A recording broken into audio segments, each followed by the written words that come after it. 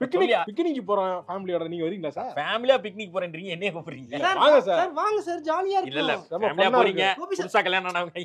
Gopi sir வாங்க sir. ஜாலியா இருக்கு, நீங்க வாங்க. தனியா போனா என்னங்க சுற்றும் நட்புங்கிற மாதிரி பக்கத்து இருக்காரங்க நல்லா பழகினா தானங்களே ஒரு நாளைக்கு எது ஒண்ணா நாளைக்கு உங்க வீட்ல இருந்து அரிசி பருப்பு வாங்கிக்கலாம். அது மாதிரி ஒண்ணு இதா இருக்க முடியும்ல. அரிசி பருப்பா? இல்ல சொல்றேன் நான், அந்த மாதிரி ஒரு பழகணும்ல. பழகணும். பழகாம அபார்ட்மெண்ட்ல கதை அடைச்சா எழுத்து வீட்லயே இருக்கானே தெரிய மாட்டேங்குது. தெரிய மாட்டேங்குது. அந்த மாதிரி வாழ்க்கையை வாழ்றாங்க. வேணா போகணுன்றீங்க. வாங்க. இல்ல மகாபலிபுரம் வரைக்கும் போகணும்னா எனக்கு டைம் ஆயிடும். மகாபுரம் அப்படியா? பக்கத்துல தான். சர்ப்ரைஸ். சிட்டிக்குள்ளேவா? ஆமா, மெரினா பீச்சா? சர்ப்ரைஸ். நீங்க அங்க போயிருக்கீங்களான்னு தெரியல. நீங்க அங்க வாங்க, செம்ம என்ஜாய் பண்ணுவீங்க.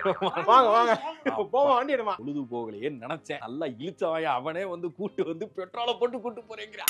சார் நான் வரேன் சார். வாங்க வாங்க. பார்க்கிங் டிக்கெட்டை வாங்கி பாக்கெட்ல வச்சுட்டு வரீங்க.